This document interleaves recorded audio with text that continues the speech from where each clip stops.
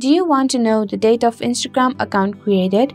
You like to know the exact day you signed up for Instagram. The simple methods can be used to determine the creation date of an Instagram account. Hello everyone, welcome back to Online Help Guide. Today in this video, I am going to show you how to find out when Instagram account was created. So watch this video till the end.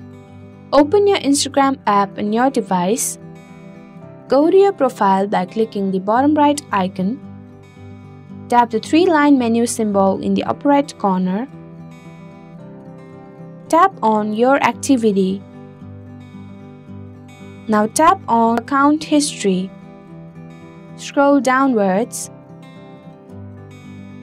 You can see when you created your account under Account Created.